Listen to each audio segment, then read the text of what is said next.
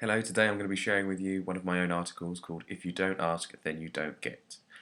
I love the whole idea of the phrase if you don't ask, then you don't get, as it literally is that simple. In my past experiences, there are times when things just seem to click into place with very little or almost no effort on my behalf whatsoever, until I understood how to harness manifestation and blind faith, not the biblical God kind of faith.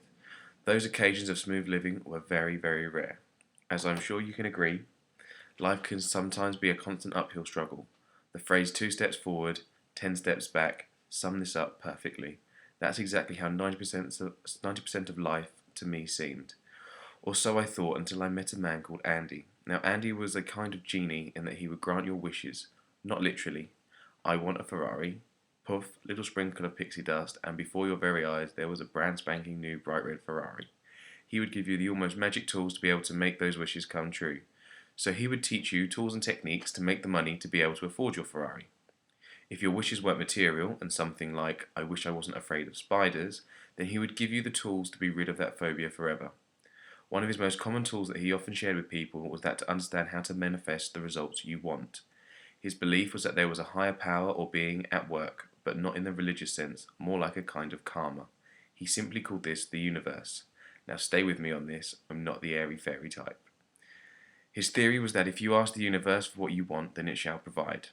This is the first stage of the process. I call it the put it out there stage. I guess you could say affirm it and put it out there.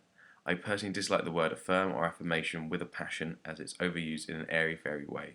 You're very lucky you got it out of me twice. Then stage 2 kicks in, and that's to be able to have blind faith. No matter what your thoughts on the matter may be, you just have to have faith and believe that it will come to you eventually. This itself takes time to learn. I repeated stages 1 and 2 a few times. Now here's the science behind what's just happened when you've done these 2 stages. You have a part of your brain that's called the reticular activating system, or RAS for short. Now your RAS acts like a radar. The best way to understand RAS is like this. I'm sure that most of you have gone and bought yourself a new car. You can drive it off the forecourt or from wherever you pick the car up from. You get in, inhale a breath of that fantastic new car smell, and hit the road. Now, as you're driving along, you start to notice other people driving the same car as you, the same make, the same model, and even the same colour. You also notice that at the end of the road, someone else has the exact same car. This is your RAS working perfectly. So what's just happened is that something of importance has been brought into your consciousness. You're fully aware of it. When this happens, your RAS does its radar job and unconsciously scans your surroundings and makes you aware of conscious things that are similar or relevant. You may notice the car adverts of your car more on TV. So if you can ask for what you want and not what you don't want, then your brain is wired up to make you win.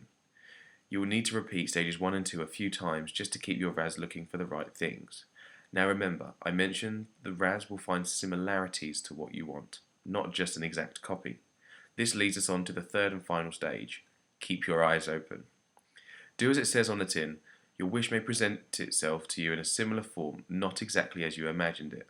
This is also very common, and most people miss the opportunities to grab the wish.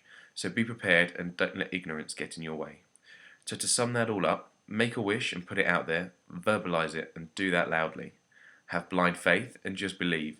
When you verbalize it, mean it, or at the very least act as if you mean it.